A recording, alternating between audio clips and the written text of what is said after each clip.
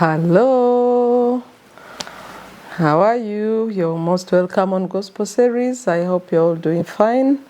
So I'm happy to have you again. Today we are going to share the theory of righteousness. If we ask ourselves, how can righteousness affect us? Could it affect us negatively or positively?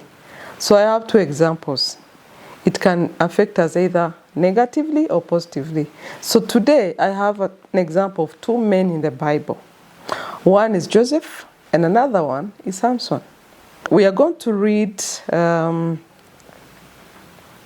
in the book of Judges 16:15 to 17. Here we are going to see how lack of righteousness of Samson affected him. And then she said to him, that was Delilah, "How can you say, 'I love you,' when you won't confide in me? This is the third time you have made a fool of me.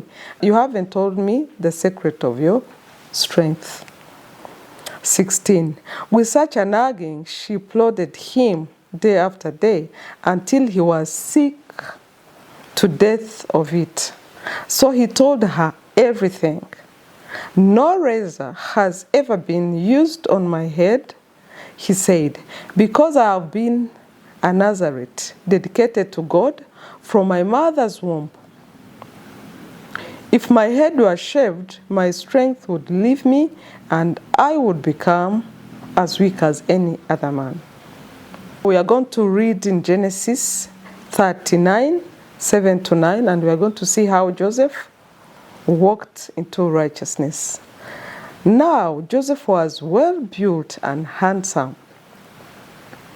And after a while, his master's wife took a notice of Joseph and said, "Come to bed with me." But he refused. "With me in charge, my boss never withheld anything in this house. Everything he owns has entrusted to my care. No one is greater in this house than I am.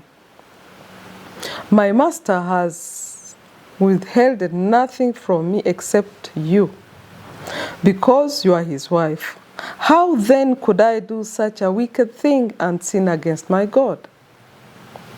So these two men, Samson and Joseph, one failed to reach his destination as God had planned for him. Another one reached to his destination as God has planned for him. So Samson, God had brought him to Israel to save them from the Palestinians by giving him that strength to fight them and win them. But because of his weakness, he failed and ended up being destroyed. But Joseph, his journey of righteousness, he managed to save his house, his father, and his brothers from famine. By the time their country had famine and they had to flee to Egypt when he had become a prime minister, and then he saved his family. So, my friends, if you walk into righteousness, because I believe every one of us has a purpose that God created him. So if we walk into righteousness, we reach to our destination and we reach to actually where God wants us to be. So why did I bring this message? I want us to be reminded that our righteousness counts on our purpose, why God created us. So if we choose between the two things, righteousness, we reach our destination, and righteousness, we don't reach to where God planned us to be. So thank you very much for watching today, and I hope you enjoyed this sermon. Bye-bye.